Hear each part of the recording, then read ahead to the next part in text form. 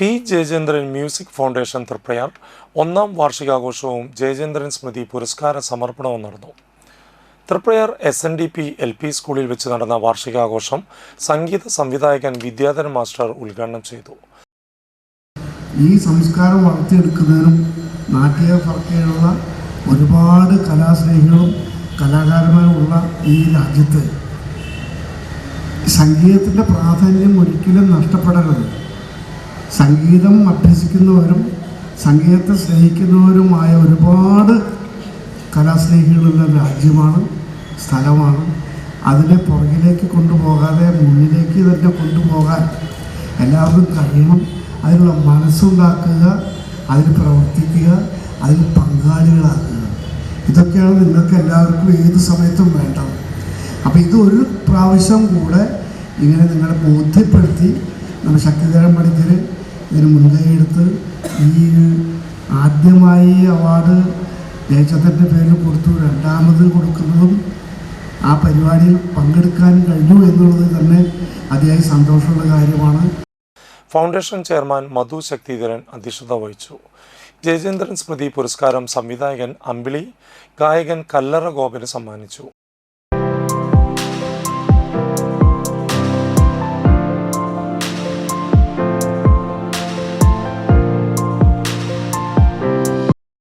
P Jayachandran എന്ന നമ്മുടെ ആദരണീയനായ ഗുരുതുല്യനായ ആ മഹാഗായകൻ്റെ പേരിലുള്ള പുരസ്കാരം എന്നിലേക്ക് എത്തുമ്പോൾ അങ്ങേയറ്റത്തിൽ സന്തോഷമുണ്ട്.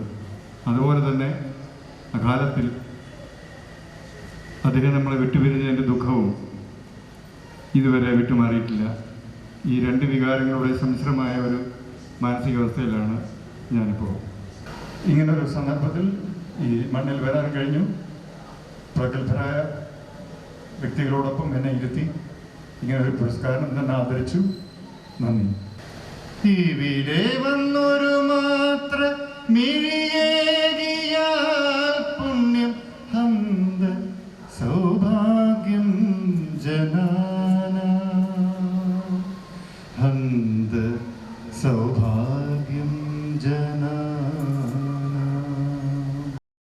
സിനി ആർട്ടിസ്റ്റ് ജയരാജ് വാര്യർ പി ജയചന്ദ്രൻ അനുസ്മരണം നടത്തി.